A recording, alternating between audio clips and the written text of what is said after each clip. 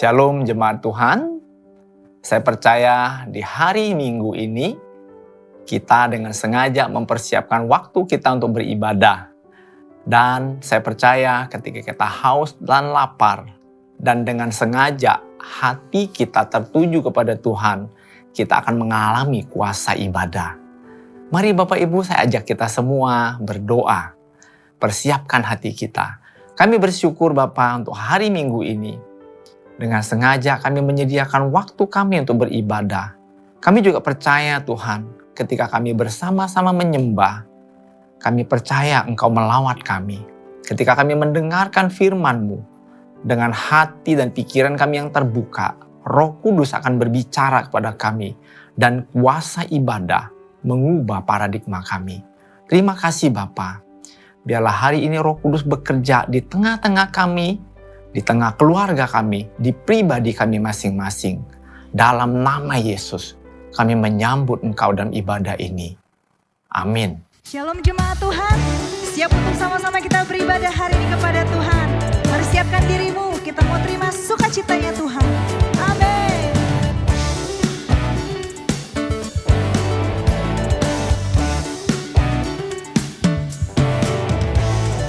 Terima sukacita surga, itulah kekuatan bagi jiwa. Ku dapat rasakan kasih-Nya di tengah badai yang bergelora. Terima sukacita surga, itulah kekuatan bagi jiwa. Ku dapat saksikan kuasa-Nya, taklukkan badai yang bergelora. Haleluya, Kau ada dalam hatiku, takkan patah semangatku, takkan hilang kekuatanku. Haleluya, ku mau bersorak bagimu, sukacita surga nyata penuhiku. Kami terima sukacitamu Tuhan. Amin. Terima sukacita surga, itulah kekuatan bagi jiwa. Ku dapat rasakan kasih-Nya di tengah badai yang bergelora. Katakan terima. Terima sukacita surga, itulah kekuatan bagi jiwa. Ku dapat saksikan kuasa-Nya, taklukkan badai yang bergelora. Haleluya, Kau ada dalam hatiku, takkan patah semangatku, takkan hilang kekuatanku. Haleluya,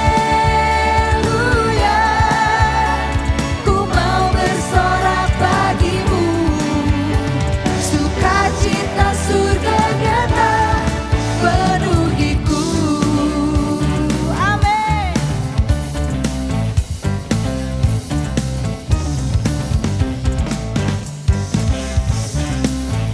Kami bersukacita sebab Engkau Allah menolong setiap hidup kami Tuhan. Haleluya, Kau ada dalam hatiku, takkan patah semangatku, takkan hilang kekuatanku. Haleluya, ku mau bersorak bagimu, sukacita surga nyata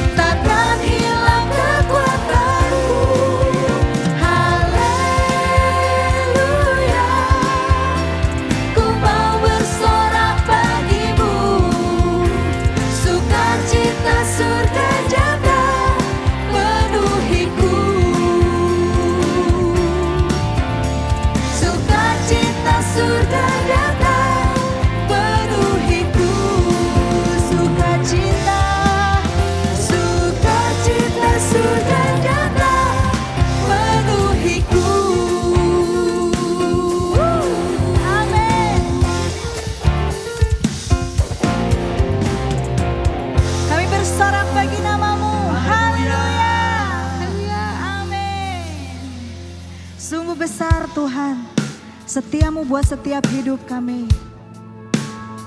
Amin. Kami nyatakan Engkau Allah yang layak kami tinggikan Tuhan. Kami sembah Engkau Tuhan, oh selamanya.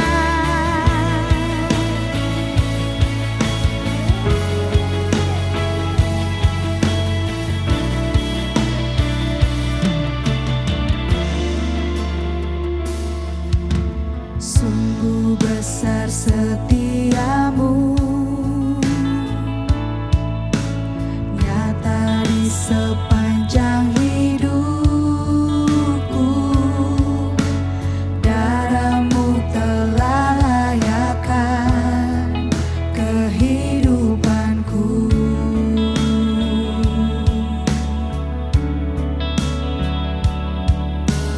Tiada kata yang bisa lukiskan indahnya Kau Tuhan. Bagimu segala pujian dan kemuliaan.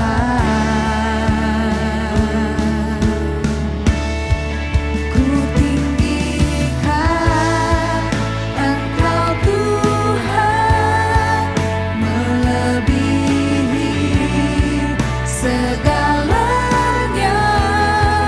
lebih dalam ku menyembah,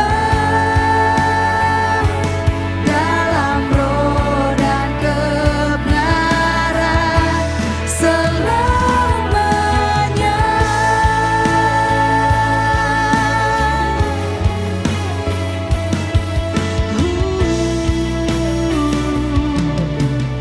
Kami nyatakan sungguh besar setiamu Tuhan, sungguh besar setiamu. Kau nyata di sepanjang hidupku. Darahmu telah layakkan kehidupanku. Tiada kata yang bisa, tiada kata yang bisa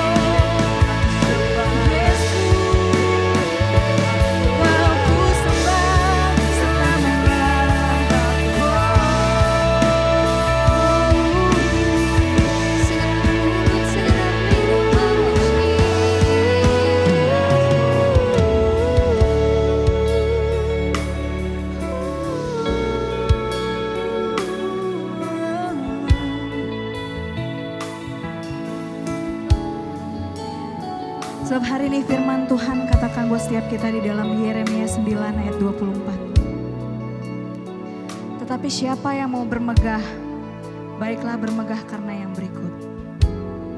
Bahwa ia memahami dan mengenal aku. Bahwa akulah Tuhan yang menunjukkan kasih setia, keadilan, dan kebenaran di bumi.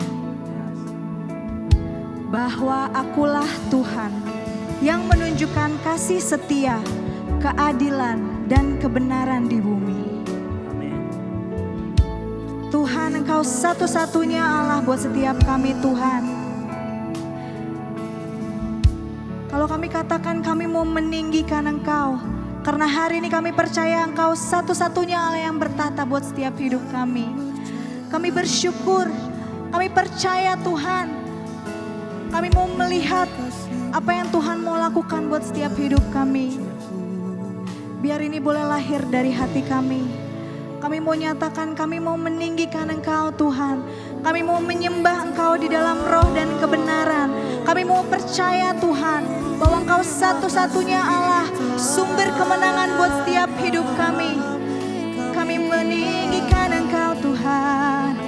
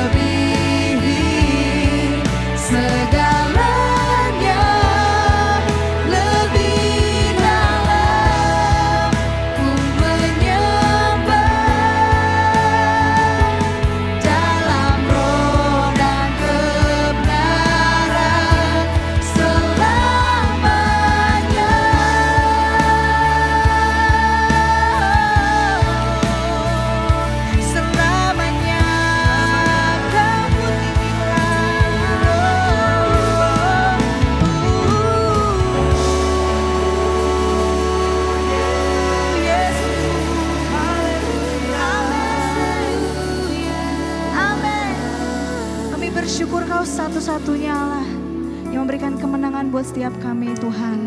Kami rindu untuk setiap hari kami boleh menyembah-Mu, menyembah di dalam roh dan kebenaran. Sebab kami percaya di dalam Engkau ada kebenaran Tuhan. Kebenaran yang membebaskan setiap hidup kami. Kami bersyukur punya Allah seperti Engkau. Kami bersyukur Tuhan di dalam nama Yesus.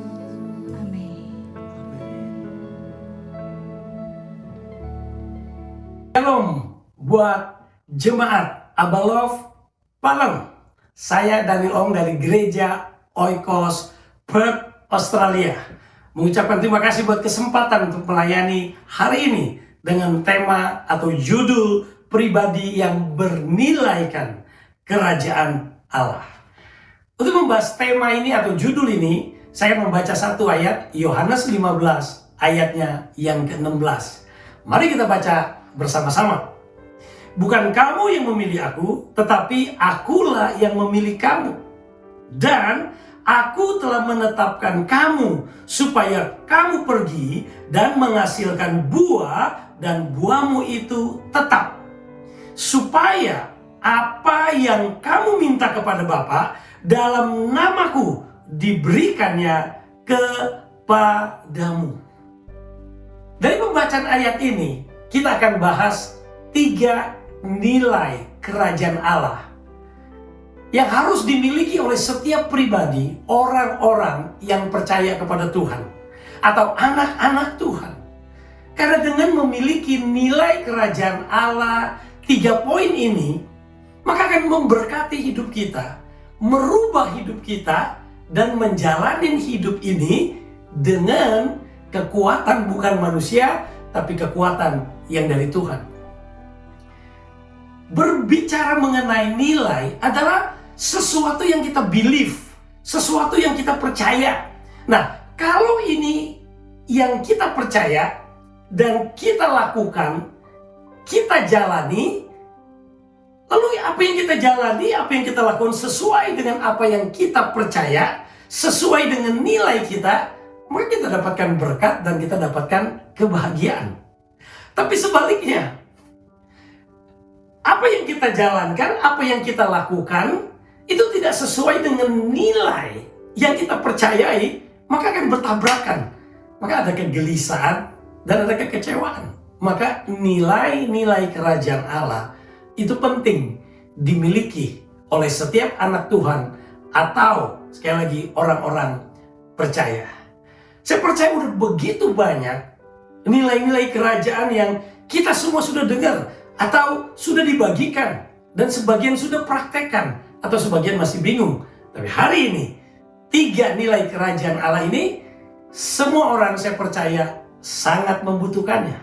Dan kalau kita mengadopsi nilai-nilai kerajaan Allah yang sebentar saya sampaikan, kita akan melihat ada kebahagiaan, ada berkat, dan ada sukacita akan mengiringi sepanjang perjalanan hidup kita. Poin yang pertama dari pembacaan firman tadi Yohanes 15:16, saya mendapatkan satu poin, yaitu nilai kerajaan Allah yang bernama kedaulatan Tuhan. Sekali lagi, sebagai orang percaya kita harus memiliki nilai kerajaan Allah itu yang percaya kepada kedaulatan Tuhan. Apa artinya kedaulatan? Kamus atau Encyclopedia Britannica itu mengartikan bahwa kedaulatan artinya pemegang kekuasaan tertinggi. Seperti kita sering berkata bahwa Indonesia adalah negara demokrasi. Siapa yang memegang kedaulatan tertinggi? Yaitu rakyat. Suara rakyat adalah suara Tuhan. Maka setiap 5 tahun ada pemilihan presiden. Siapa yang suaranya lebih banyak, dia terpilih menjadi presiden. Itu artinya kedaulatan rakyat memilih presiden yang berdasarkan kekuasaan tertinggi, yaitu rakyat. Jumlah yang paling banyak yang mana? Itu berbicara mengenai kata kedaulatan. Sebagai orang percaya, anak-anak Tuhan, kita harus memiliki nilai ini, yaitu kedaulatan Tuhan. Ayat yang lain yang kita bisa baca sehingga kita semakin mengerti, semakin jelas apa yang dimaksud dengan pentingnya itu memiliki kepercayaan nilai kedaulatan Tuhan. Kita baca Amsal 20 ayat yang ke-24. Kita baca bersama-sama. Amsal 20 ayat 24. Langkah orang ditentukan oleh Tuhan, tetapi bagaimanakah manusia dapat mengerti jalan hidupnya? Langkah di manusia ditentukan, ditetapkan oleh Tuhan. Itu yang namanya kedaulatan Tuhan. Kita melangkah dan langkah kita ditentukan oleh Tuhan. Lalu bagaimana manusia bisa menjelaskan? Seperti hari ini dengan kedaulatan Tuhan, saya melayani Tuhan di kota Perth, jauh dari tanah air Indonesia tempat kelahiran saya. Kok saya bisa sampai di Perth? Karena kedaulatan Tuhan yang memutuskan, yang membawa saya ke tempat ini. Dan kita tahu bahwa ayat Yohanes 15 ayat 16 yang berkata, saya lagi, bukan kamu yang memilih aku, tapi aku yang memilih kamu dan menetapkan kamu. Disitulah poin pertama lahir yang namanya kedaulatan Tuhan. Tuhan yang memilih, Tuhan yang menetapkan saya untuk ada di kota Perth ini. Tuhan yang memilih, yang menetapkan kita untuk menjadi anak-anaknya. Tuhan yang memilih dan menetapkan kita. Saat ini kita yang mendengarkan firman Tuhan ini ada di Jemaat Abalov Palem. Kalau kita mengerti nilai kerajaan Allah yang berbicara mengenai kedaulatan Tuhan, Pertama kita mengucap syukur, berterima kasih kita ada saat ini. Karena Dia ikut campur tangan, berdaulat, menentukan setiap langkah kaki kita. Dan kalau kita tahu ayat Yohanes 15:16 ini, itu Tuhan berfirman, latar belakangnya, dia berbicara kepada 11 muridnya. Loh, bukankah muridnya itu 12 orang? Yang satu kita tahu, Yudas, itu mengkhianati dia, menjual dia. Dan waktu Tuhan berbicara ayat ini, sudah tidak ada Yudas. Artinya Tuhan memilih 12 murid itu, tapi dia menetapkan 11 murid untuk menjadi muridnya. Ada satu yang mengkhianati dia, ada satu yang tidak ambil bagian sampai genap pelayanan Tuhan. Mungkin kita bertanya-tanya, Tuhan gagal dong untuk memilih. Wah, maka lewat ini saudara banyak lahir teori-teori tentang keselamatan, sekali selamat, tetap selamat. Keselamatan itu bisa hilang. Tapi hari ini saya tidak berbicara mengenai keselamatan hilang atau tidak hilang. Tapi kalau kita udah mengerti nilai kerajaan Tuhan, kita bisa mengerti ya Tuhan berdaulat. Tuhan bisa memilih dan Tuhan bisa tidak memilih. Tuhan bisa menetapkan dan Tuhan bisa tidak menetapkan. Itu kedaulatan Tuhan. Ada para ahli teologi yang coba mengartikan, menjelaskan. Semakin dijelaskan kadang-kadang kita semakin bingung, semakin bertolak belakang. Tapi kalau kita punya nilai kerajaan Tuhan yang berarti kedaulatan Tuhan, kita bisa mengamini, kita bisa mengerti Tuhan berdaulat. Keputusan akhir di tangan Dia. Mengerti nggak? Mengerti kadang-kadang kita selama memiliki nilai kedaulatan Tuhan, ya itulah yang kita believe, itulah nilai.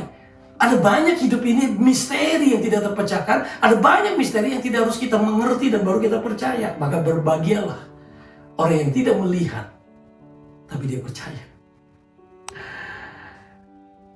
Ada banyak juga kita harus banyak orang yang tidak mengerti, tapi dia percaya dan dia berbahagia.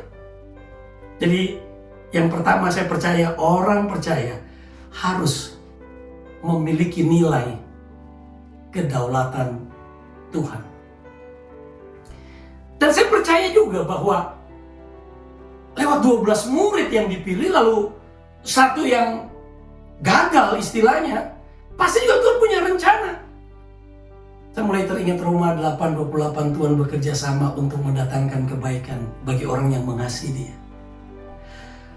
Kalau kita mengerti kedaulatan Tuhan, tugas kita yang mengasihi Dia. Kita nggak ngerti kita mengasihi Dia. Keputusannya udah diputuskan, keputusannya udah terjadi seperti ini. Tugas kita percaya, tugas kita melihat kebaikannya. Dan yang saya melihat kebaikan dari peristiwa 12 murid menjadi 11 murid. Dalam pelayanan saya di kota Perth ini, saya mengembalakan jemaat. Tahun ini udah menggenapi 27 tahun. Saya pikir-pikir ada banyak yang saya boleh anggap saya gagal memilih pemimpin. Orang yang dipercaya tiba-tiba pergi meninggalkan pelayanan begitu saja. Bahkan baru-baru ini di usia gereja yang saya layani 25 tahun, saya udah tahu bahwa pelayanan ini satu saat harus ada orang meneruskannya. Lewat meeting, lewat doa, ketemulah satu orang full timer yang bukan dari dalam dan dari luar tercabut. Saya udah dengar banyak bapak rohani, nasihat, kalau bisa yang menggantikan pemimpin cari orang dalam. Tapi kita coba, gak ada orang dalam, adanya orang luar. Jadi dengan iman, dengan percaya, dengan doa, kita employ, istilah mempekerjakan orang luar ini. Dan berjalan setahun, lumayan lah, masalahnya cuma masalah penyesuaian. Tahun kedua mulai kelihatan masalah. Tahun ketiga masalahnya tambah besar. Lalu setelah 3 tahun, akhirnya istilahnya nih, kita nggak perpanjang kontrak. Dan 3 tahun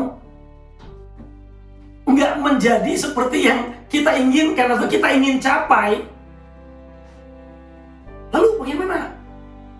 saya melihat kedaulatan Tuhan nih. Tuhan, kau berdaulat, kau yang menentukan, kau yang memilih, kau yang memutuskan. Lalu sekarang istilahnya nggak ditetapkan gini, tapi justru dengan peristiwa 12 murid satu hilang ini, saya dibukakan sesuatu gini, saudara. Bahwa arti kata Yudas itu ada yang mengartikan yang diberkati. Nama Yudas bagus, tapi jarang sekali orang pakai nama Yudas, karena kita tahu, wah, kenali Yudas itu pengkhianat. Maka untuk membedakan Yudas yang mana, karena Alkitab tuh banyak juga dalam perjanjian lama khususnya itu memakai nama Yudas, karena arti Yudas itu bagus. Tapi untuk membedakan Yudas yang mana yang mengkhianati Tuhan Yesus, dipakailah nama Iskariot. Dan kata Iskariot itu yang artinya orang Keriot. Itu menunjukkan di mana asalnya Yudas itu dari Iskariot, itu dari Keriot. Dan setelah dipelajari lebih dalam lagi, ternyata Keriot itu adalah bagian dari Yehuda di luar wilayah Galilea. Dan waktu Tuhan Yesus memilih muridnya, 11 muridnya dari Galilea. Waktu dia berbicara di Markus 4:19, mari ikutlah aku, kamu akan kujadikan penjala manusia. Itu firmannya di Galilea. Dan dia menemukan murid 11 itu di Galilea, dan saya satu-satu muridnya di luar Galilea. Di luar lingkaran, dan kata Galilea berartinya cycle, muter. Kamu dimenangkan untuk memenangkan, kamu diberkati untuk memberkati. Itu artinya pemuritan. Seperti saya diselipin satu, oh, buat saya kebaikannya, oh, saya ngerti. Peristiwa yang saya alami, ya saya dapat dikuat, itu buat saya, firman Tuhan ini artinya buat saya. Mungkin orang lain melihat yang lain. Makanya kebenaran firman Tuhan, dia huruf yang mematikan, tapi roh yang menghidupkan. Maka satu firman, dia bisa berbicara banyak pada setiap kita. Itu yang saya dapetin. Dia punya kedaulatan. Dan kita manusia tidak ada yang bisa batalkan. Karena makanya firman Tuhan berkata, kalau Tuhan membuka pintu, tidak ada yang bisa menutup. Tapi kalau Tuhan menutup pintu, tidak ada yang bisa membukanya. Nah, itu makanya saya percaya setiap kita harus memiliki nilai kerajaan Allah. Percaya akan kedaulatan Tuhan. Bahkan satu firman Tuhan lagi saya baca Amsal 19 ayat 21. Sekali menekankan tentang pentingnya kita memiliki nilai kedaulatan Tuhan ini. Banyaklah rancangan di hati manusia, tetapi keputusan Tuhanlah yang terlaksana. Keputusan Tuhan yang terlaksana. Manusia boleh punya rancangan. Bukan tahun kemarin, tahun 2020, dunia digoncangkan. Banyak planning-planning pengusaha gagal. Planning-planning gereja gagal, termasuk gereja saudara, termasuk gereja saya. Kita udah punya planning rencana 1 tahun, siapa pengkhotbahnya, acaranya. Tapi lewat COVID-19 semua berantakan. Maka firman Tuhan ini saya aminkan, Amsal 19:21. Banyaklah rancangan di hati manusia, tetapi keputusan Tuhanlah yang terlaksana. Keputusan Tuhanlah yang terlaksana. Itu berbicara mengenai kedaulatan Tuhan. Sama tahun kemarin ada banyak gereja yang termasuk saya bilang tadi. Kita rencana mau bangun gereja tahun 2020, gagal total. Kita mau ngangkat pemimpin gini supaya mulus. Tahun ketiga kita evaluasi, gagal. Manusia boleh punya rancangan, punya planning, tapi Tuhan yang menentukan. Itu poin yang pertama, berbicara mengenai nilai kerajaan Allah. Kita harus percaya kedaulatan Tuhan, dan setiap orang mesti memiliki nilai percayakan kedaulatan Tuhan. Itu poin yang pertama. Yang kedua, yang kedua, bukan kamu yang memilih aku, tetapi aku yang memilih kamu dan menetapkan kamu. Itu bagian pertama, kedaulatan Tuhan. Yang kedua, dia berbunyi begini, untuk pergi menghasilkan buah dan buahmu tinggal tetap. Nah, lewat poin yang kedua ini saya berbicara mengenai Tuhan melihat kekekalan. Orang percaya, anak Tuhan yang tinggal dalam kerajaan Allah harus punya nilai kekekalan. Karena kalau kita memiliki nilai kekekalan, cara hidup kita akan berbeda, cara kita mengambil keputusan akan berbeda, cara kita melayani akan berbeda, cara kita berbisnis akan berbeda, cara kita berkeluarga juga berbeda. Ambil satu ayat ya, Kolose 3 ayat yang kedua. Demikian bunyi firman Tuhan, Kolose 3 ayat kedua. Pikirkanlah perkara yang di atas, bukan yang di bumi. Sebab kamu telah mati dan hidupmu tersembunyi bersama dengan Kristus di dalam Allah. Pikirkan perkara yang di atas. Orang-orang yang udah bertobat, orang-orang yang percaya, anak-anak Tuhan, pikirkan yang di atas. Itu berbicara pikirkan yang kekal. Maka kita harus punya nilai hidup orang-orang percaya di dalam kerajaan Allah ini. Lihat kekekalan. Ya, untuk itu kalau kita miliki nilai kekekalan ini, ada berkatnya. Berkatnya apa? Saya melihat yang pertama, memberikan perbedaan. Perbedaan di mana? Karena berpikir kekal, berpikir yang atas, itu berbeda dengan orang berpikir sementara, short term. Hanya pikirin di bumi ini. Misalnya, berapa banyak sekarang kita capek dengarnya, pejabat di Indonesia, gubernur, wali kota, bupati, bahkan menteri tertangkap karena korupsi. Bangsa kita Indonesia masih terus bergumul dengan korupsi.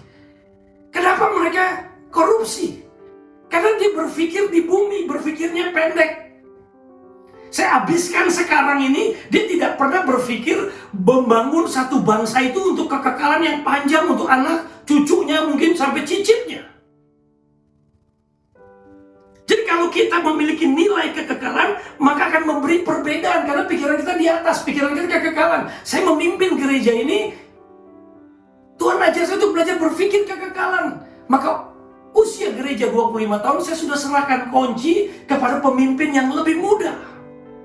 Cari penggantinya. Karena saya melihat, saya tidak selamanya jadi pemimpin. Gereja ini harus masih ada. Sebagaimana firman Tuhan katakan bahwa alam maut pun tidak akan bisa menguasai gerejanya. Itu berbicara Tuhan. Kalau bangun gereja, lihat kekekalan.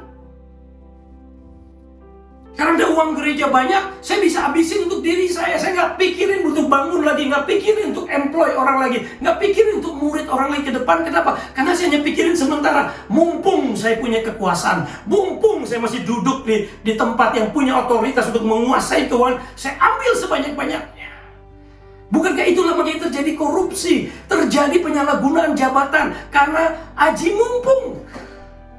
Dan itu bukan hanya terjadi di negara, terjadi di gereja, terjadi di rumah tangga. Kalau kita hanya berpikir sementara. Cara kita berbisnis juga demikian. Matikan lawan kita, matikan orang yang, ini semua kita pikirin bagaimana matiin orang lain, supaya kita hidup hanya untuk diri kita. Kita nggak berpikir kekekalan. Poin yang pertama, kalau kita melihat kekekalan, maka memberikan perbedaan. Yang kedua, memberi pengharapan. Kalau orang udah memikirkan kekekalan, firman Tuhan tadi bilang apa di Kolose 3:2 itu? Hidupnya, kalau pikiran perkara yang di atas, maka hidup kita itu tersembunyi di dalam Allah. Kenapa? Karena kita telah mati dan hidup kita tersembunyi. Jadi orang yang memikirkan kekekalan tuh bisa mematikan kedagingannya.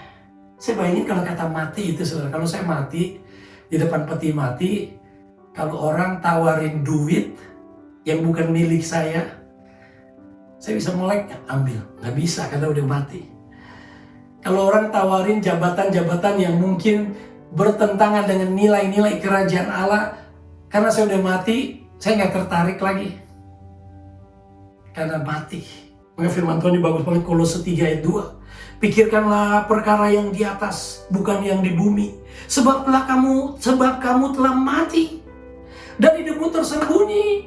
Maka yang kedua poin ini memberi pengharapan. Hidup kita sudah tersembunyi. Kita menjalankan nilai kerajaan Allah, ada aniaya, ada penderitaan, ada kesulitan, ada kesusahan. Tapi hidup kita sudah tersembunyi di dalam Kristus Yesus Tuhan kita itu. Jadi aman, ada pengharapan. Rupanya dalam pelayanan saya, masalah, pasti yang pelayan di dalam gereja, masalahnya ada dalam gereja. Yang bisnis, masalahnya ada dalam bisnis. Yang menikah, masalahnya dalam pernikahan. Orang yang tidak menikah, single, masalahnya dia single. Orang yang nggak punya anak, masalahnya nggak punya anak. Orang yang punya anak, masalahnya punya anak. Begitu banyak masalah. Tapi orang yang melihat kekekalan, masalah apapun, dia tahu, dia tidak sendiri. Hidupnya sudah mati dan tersembunyi di dalam bersama dengan Kristus, di dalam Allah. Jadi orang yang melihat kekekalan, yang pertama tadi memberi perbedaan, yang kedua memberi pengharapan karena hidupnya tersembunyi di dalam Allah bersama Kristus. Yang ketiga, memberikan perbedaan. Pasti ada bedanya. Hasil dan dampaknya itu pasti ada. Orang dunia bisa melihat, beda ya bapak itu ya, beda ya ibu itu ya, beda anaknya si itu ya, beda gerejanya itu ya, beda ya si itu ya. Orang yang memikirkan kekekalan dan tidak kekekalan, kita bisa lihat bedanya. Saudara juga bisa lihat bedanya dan juga bisa merasakannya. Semoga kita anak-anak Tuhan memiliki nilai kerajaan Allah, yaitu melihat kekekalan. Yang ketiga, bukan kamu yang memilih aku, tapi aku yang memilih kamu. Untuk pergi, menghasilkan buah-buahmu tetap. Ya, yang tadi udah kedaulatan Tuhan. Yang kedua, tadi berbicara melihat kekekalan. Yang ketiga, saya melihat creativity. Anak-anak Tuhan, orang-orang percaya, tinggal dalam kerajaan Allah. Kita harus punya nilai creativity. Kreatif. Karena firman selanjutnya berkata, supaya apa yang kamu minta kepada Bapa dalam namaku, diberikannya kepadamu. Diberikannya kepadamu itu berbicara tentang kreativitas Tuhan. Tuhan pasti memberi kita, tapi dengan cara Dia, dengan waktu Dia, dengan gayanya Tuhan. Karena Tuhan kita adalah Tuhan yang kreatif.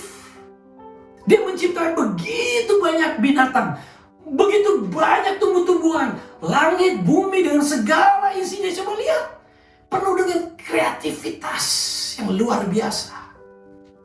Maka Dia mampu untuk menjawab doa itu, supaya apa yang kamu minta kepada Bapa. Jadi orang yang percaya nih tinggal dalam kerajaan Allah, kita punya nilai. Kita tahu Bapa kita kreatif. Maka kita nggak ragu-ragu untuk minta. Minta kepada Bapa dalam namaku, diberikan kepadamu. Dia akan memberikan dengan cara kreativitas. Maka kita tugasnya pokoknya minta, pokoknya Tuhan punya kreativitas itu memberi. Misal saya ambil contoh. Tadi saya katakan tahun 2020 saya rencana udah pembangunan gereja, karena kita ada satu tanah, gereja kita di City, karena ada di South, Tuhan berkati. Kita pengen bangun, wah tahun 2020 bangun.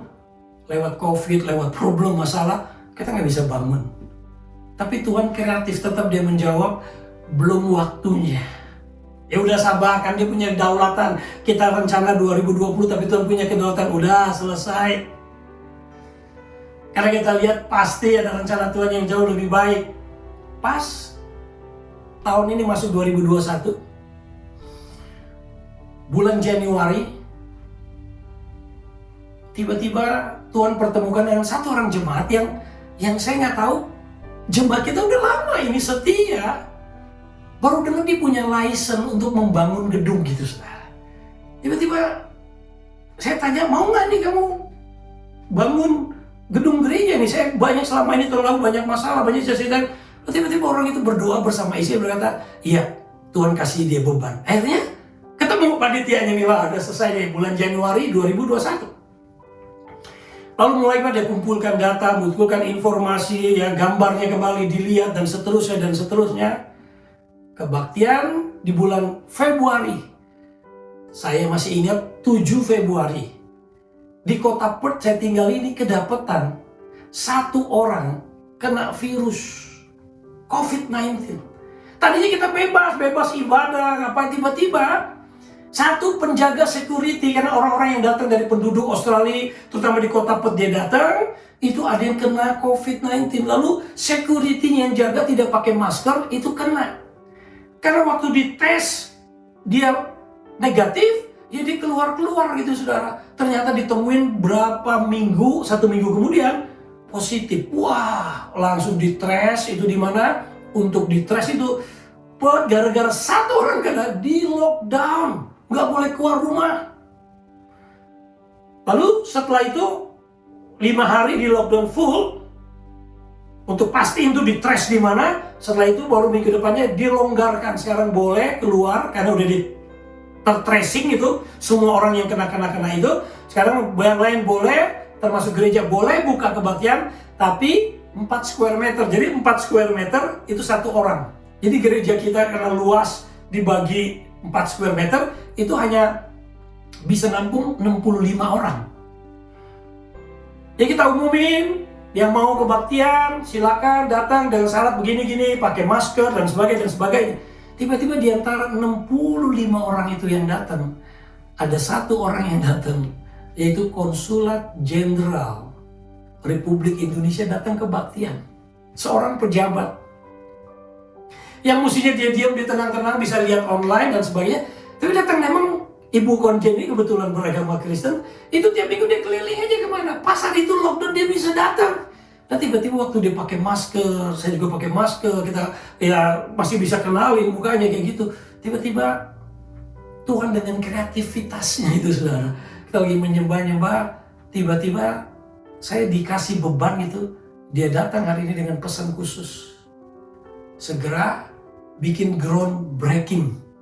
Wah, maka langsung saya khotbah, saya umumin apa yang Tuhan kasih impression nih ya di dalam hati saya, di dalam roh saya. Dan 18 Februari kemarin kita groundbreaking. Dan waktu groundbreaking lagi saudara, ini pakai caranya apa dia? Saya nggak tahu nih groundbreaking sama anointing ini. Harus saya pengen ketemu apa yang tanda tangan prasasti, oh nanti buat peresmian. Oh ada skop itu ya. Dari situ saya pikir nanti ibu konsulnya datang, skop itu pasir atau tanah yang kita siapin diangkat, lalu nanti skopnya dibersihin, dia tanda tangan. Jadi kita siapin skop. Waktu kita siapin skop, itu skop di depannya ada stiker. Nah, lalu stikernya waktu dicabut, itu bekas lemnya tuh nempelnya tuh, waduh udah usak ini susah saudara. Waktu udah mepet, kebetulan di luar negeri saudara tahu, kita nggak punya pembantu, kita nggak punya supir. Maka saya sebagai pendeta di luar negeri beda dengan pendeta di Jakarta. Wah, punya sekretaris, punya supir, punya pembantu. Hampir kita kerjain sendiri. Karena saya kerjain sama istri, lalu bantu beberapa jemaat. Karena waktu udah mepet, karena itu 18 kita ambil itu hari kerja gitu loh saudara. Bukan hari libur, karena kita mau pastiin 18 Februari. Karena itu hari lahirnya gereja Oikos yang sudah new generation ini yang ketiga. Jadi saking bulu-bulu bersih, aduh susah banget tuh keluarin lemnya. Tapi tengah-tengah susah ini saudara, Tuhan dengan kreatifnya lagi, itu seperti beri impresi pada roh saya ini. Aduh, dia saya bilang ini mesti bersih, ini mesti pakai tenor, bahasa Indonesia tenor, atau terpentin tuh bahasa Inggrisnya. Aduh, tadi pengen beli itu, udah digerakin pengen beli, nggak kebeli. Saya pikir dia nggak ngecat lagi apa. Tapi sekarang ini gimana nih, udah setengah jam lagi, konsul udah datang, acara mau dimulai. Ini udah 1 jam bersih-bersih, nggak bisa bersih nih. Waduh, mau gimana nih. Saya lagi sibuk. Tiba-tiba dalam roh saya ingetin lagi. Kamu pergi ke gudang. Saya pergi ke gudang. Dan tiba-tiba saya langsung diperlihatkan satu botol kecil. Itu tulisannya dengan ajaib. Miracle Removal. Miracle Removal, habis itu bilang bisa menghilangkan bekas lem atau benda-benda tertentu ini untuk dibersihin. Kok bisa baru kan saya lihat merek ini merek bukan yang saat ini saudara cari nih di toko di kota Perth ini ada banning gitu saudara, nggak ketemu merek ini pokoknya ini udah lama ini udah puluhan tahun tapi masih ada isi dan betul-betul isi untuk pembersih. Wah, langsung pakai, langsung bersihin, langsung bisa bersih. Hanya pesan Tuhan singkat. Kalau soal membersihkan stiker itu aku udah siapkan yang benda ini benda antik mungkin puluhan tahun. Yang karena kita beli properti ini, itu masih ada gudangnya itu, ditinggalin bekas penghuni yang lama. Semua barang yang bersih cuma di gudang itu cuma ada 1 barang itu. Ya selama ini saya nggak pernah lihat tuh kelewatnya mungkin nggak begitu. Tapi hari itu kelihatan. miracle removal ini. Itulah Tuhan Bapa di surga yang begitu kreatif. Penghuni yang lama tidak membawa barang itu, ditinggalin untuk hari ini. 18 Februari 2021 kita groundbreaking. Dia tahu pesan Tuhan melalui tool yang kecil itu, aku menyertai kamu, aku tidak meninggalkan kamu. Kalau soal yang kecil ini aja aku perhatikan, maka aku akan perhatikan yang lain. Untuk membangun tempat ibadah atau community di mana anak-anak Tuhan bisa beraktivitas di tempat itu. Tuhan kita adalah Tuhan yang kreatif, memiliki nilai ini, nilai kerajaan Allah. Kalau Bapa kita kreatif, kita nggak perlu takut. Dia punya cara kreatif untuk menjawab doa. Dan kita juga anak-anaknya pasti dengan cara kreatif untuk mengelola hidup rumah tangga kita, gereja kita, pelayanan kita, rumah tangga kita. Dan jangan pernah putus asa. Mari kita tundukkan kepala, kita berdoa. Bapa di surga, hamba berdoa hari ini. Biar anak-anakmu memiliki nilai kerajaan Allah. Yaitu nilai yang melihat kedaulatan Tuhan. Sehingga ada banyak pertanyaan-pertanyaan yang mereka nggak mengerti. Ada pertanyaan-pertanyaan tidak lagi menggoncangkan iman mereka. Mereka tahu bahwa Tuhan punya kedaulatan. Dan kedaulatan itu yang dipakai oleh Tuhan bukan semena-mena. Tapi untuk kebaikan anaknya, umatnya. Dan waktu kita menjalani hidup ini, kami punya nilai kerajaan Allah. Melihat kekekalan. Sehingga apa yang kami layanin, apa yang kami lakukan, kami nggak lihat hidup ini hanya singkat sebentar, tapi hidup ini kekekalan. Apa yang kami buat hari ini, itu berimpact pada kekekalan. Maka waktu kami melihat kekekalan, cara hidup kami akan berbeda. Dan yang ketiga, Tuhan, Engkau adalah Tuhan yang kreatif. Maka kami anak-anak makin kreatif.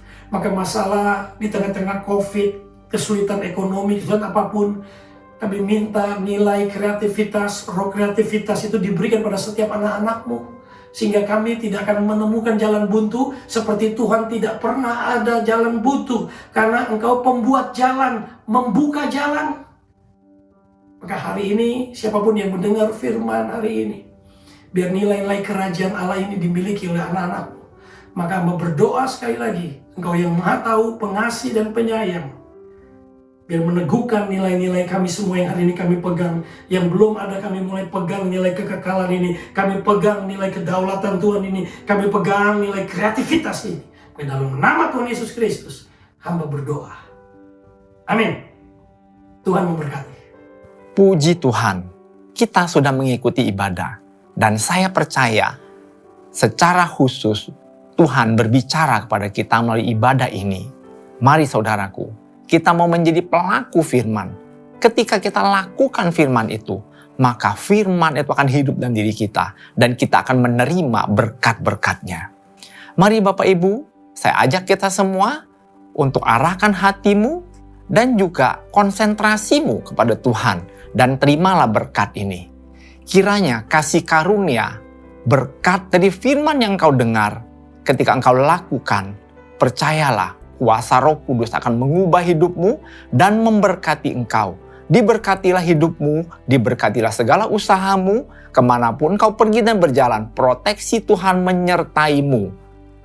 Ketika engkau percaya akan perkataan dan firman ini, engkau menerimanya dalam nama Tuhan Yesus Kristus. Kita semua yang percaya berkata, amin.